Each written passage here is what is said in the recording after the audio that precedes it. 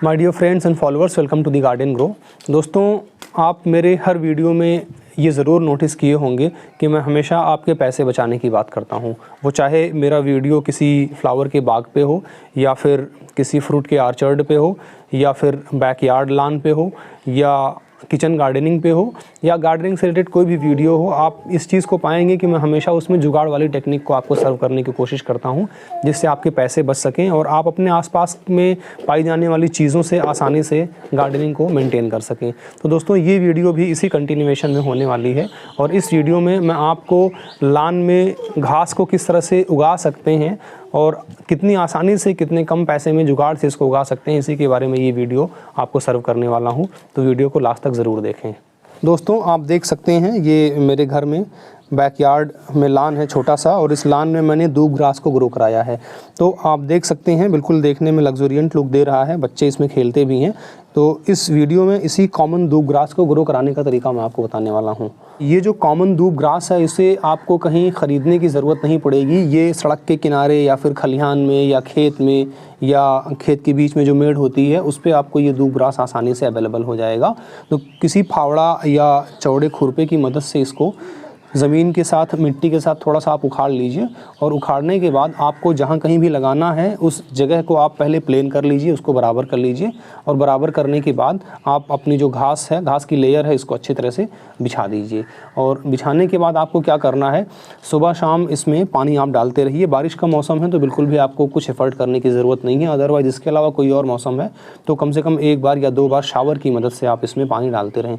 जैसे ही आप इसमें पानी डालेंगे, 1-2 दिन में आपकी जो घास है वो लग जाएगी और जो सॉइल है उससे फॉर्मली अटैच हो जाएगी, सॉइल को पकड़ लेगी और इसकी ग्रोथ फास्ट होने लगेगी।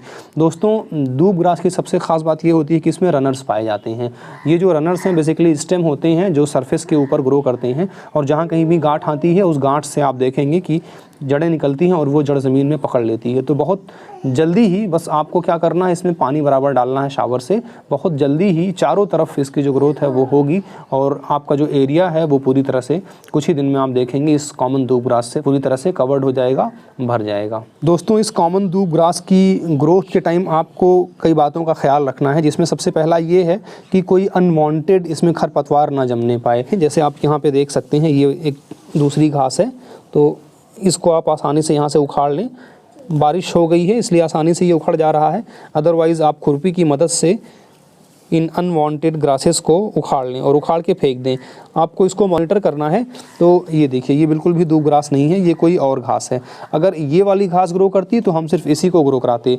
फिलहाल हम दूब ग्रास ग्रो करा रहे हैं तो सिर्फ और सिर्फ दूब ग्रास ही ग्रो कराएंगे। इनफैक्ट दूब ग्रास ही नहीं, कोई भी घास हो दोस्तों, आप सिर्फ एक ही घास को मेंटेन करके रखेंगे तो वो कुछ ही दिन में लान का लुक देने लगेगी।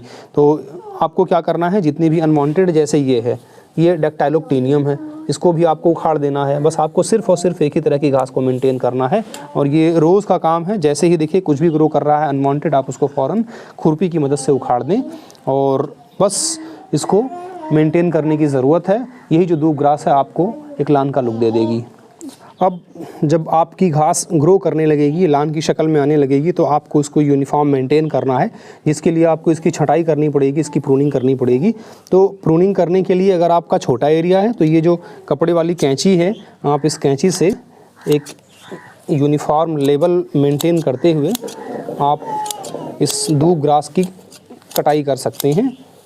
और अगर एरिया ज़्यादा है, एरिया बड़ा है, तो फिर कैंची से काम नहीं चलने वाला। जो बड़ा वाला कैंचा होता है उससे आप इसकी कटाई करिए। और बड़ा एरिया है तो फिर जो हाथ से मैकेनिकली ढकेल के मशीन चलाई जाती है उसका आप सहारा ले सकते हैं। और अगर उससे भी बड़ा लान है तो फिर आपको जो मोटर वाली है, इलेक्ट्रिक मोटर वाली, इस मशीन से आपको इसकी कटाई करनी पड़ेगी। तो बस आप इसकी कटाई करते रहें, जो घास है वो बिल्कुल यूनिफॉर्म हो जाएगी और लान की शक्ल में आ जाएगी। एक बार घास के ग्रो करने के बाद जहाँ कहीं आपको लगे कि पानी रुक रहा है या मिट्टी वहाँ पे कम है, तो ऊपर से भुरभुरी मिट्टी आप स्प्रेड कर दें।